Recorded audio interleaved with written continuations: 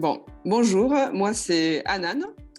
Aujourd'hui j'ai 45 ans et j'ai deux petites de 8 ans et demi. Comment avez-vous découvert votre maladie? Alors, mon premier cancer du sein, je l'ai découvert en tirant mon lait. Parce que mes petites étaient très petites, elles avaient 2 mois. Donc, c'est à ce moment-là que j'ai découvert une petite grosseur tout en haut. Et à partir de là, ça a enchaîné la boucle. Biopsie, après l'annonce de la maladie et le protocole. Voilà. Et comment dire, quand j'ai appris ça, moi j'ai pris ça comme une grippe. Parce que mes filles avaient 2 mois et demi et franchement, j'étais dans l'action-réaction. Je disais, on fait quoi, on va où Moi j'étais dans l'action surtout. Voilà, j'ai même pas été choquée parce que je pensais qu'à mes filles. Voilà. Qu'est-ce qui vous a le plus aidé? Qu'est-ce qui vous a le moins aidé?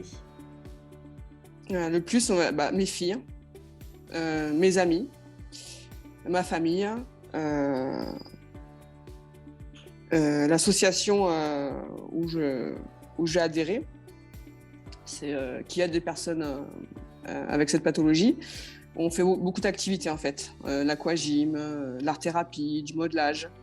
Donc ça m'a beaucoup aidé parce que déjà ça permet de sortir du quotidien. Mes copines de chimio, parce que je me suis fait des copines au premier cancer, donc du coup elles étaient là aussi pour moi, pour la récidive, d'avoir des projets à court terme et à moyen terme, c'est ça, à moyen terme. Et le fait de rester dans l'action, et d'avoir des sas de décompression, d'avoir un exutoire. Voilà.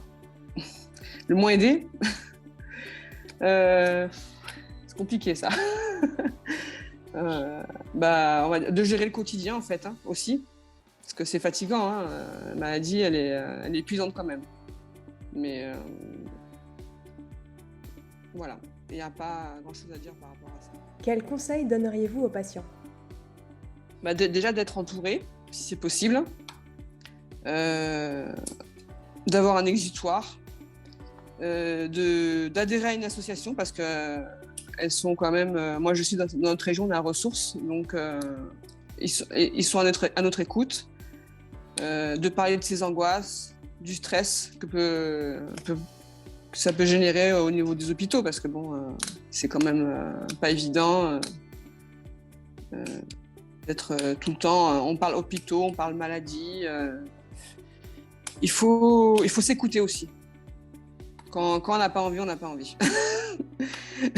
D'arrêter d'être multitâche, parce que les femmes, on est souvent à penser à ci, à ça, et c'est épuisant. C'est épuisant. De sortir, d'avoir des activités, quelles qu'elles soient. Pas rester enfermé à la maison. Et rester dans l'action. Je vous dis, faut garder cette ligne de conduite. Après, c'est sûr qu'on est fatigué à des moments, il faut se reposer, mais garder à l'esprit qu'il faut avancer.